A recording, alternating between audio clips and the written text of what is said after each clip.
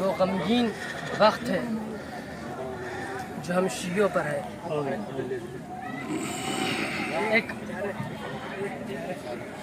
Programme یہاں پہ اتنا مشکل سے بنایا گیا اور بنا مسایہ بی بی فاطمہ الزہرا یہ چیز ممکن نہیں ہے. بی بی فاطمہ الزہرا کا پورا ہم و درد یہ تھا کہ علی کو خلافت نہیں ملی. حسن کے سامنے مجھے تماشا مارا گیا.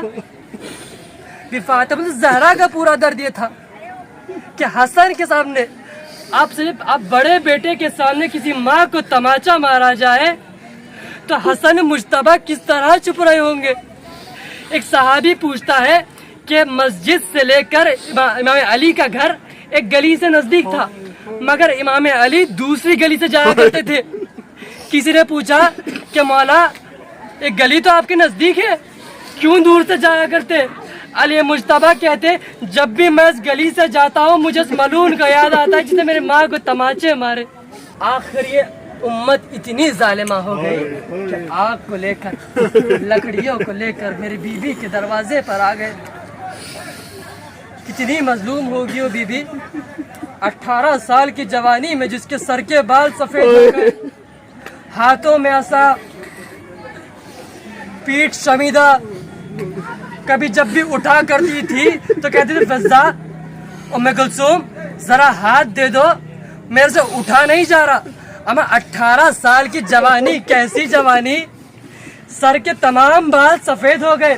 امت نے بی بی فاطمہ کو اتنا رلایا کہ اس کی شبیہ ماشاءاللہ سے بنائی گئی ہے گویا اسی کے پشت پہ میری بیوی کھڑی تھی. یہاں سے لوگوں نے آ کر آگ لگایا. میری بیوی جب دروازہ کھول لے گئی ایک ملعون نے ایسا پیر سے مارا کہ در و دیوار کے بیچ میں میری بیوی پھنس گئی. پہلو پہ ایک کیل لگی ہوئی تھی جو آگ کی وجہ سے جب لوہے کو آگ میں رکھا جاتا ہے نا تو لال ہو جاتا ہے.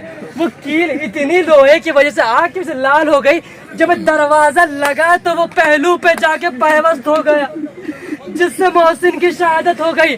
غضب یہ نہیں تھا, غضب یہ تھا شہادت بی بی فاطمہ الزہرا تک امیر المومنین کو معلوم نہیں تھا. جب غسل دینے لگے تو دیکھا ایک مرتبہ چلا کر کہنے لگے ہائے میری زہرا کتنی صابرہ تھی کہ اس نے مجھے بتایا بھی نہیں کہ اس کی پسلیاں ٹوٹ چکی ہے. میں سید مبشر رضا باقری نگرم سے تعلق رکھتا ہوں, آندھرا پردیش سے. شکریہ آپ کا.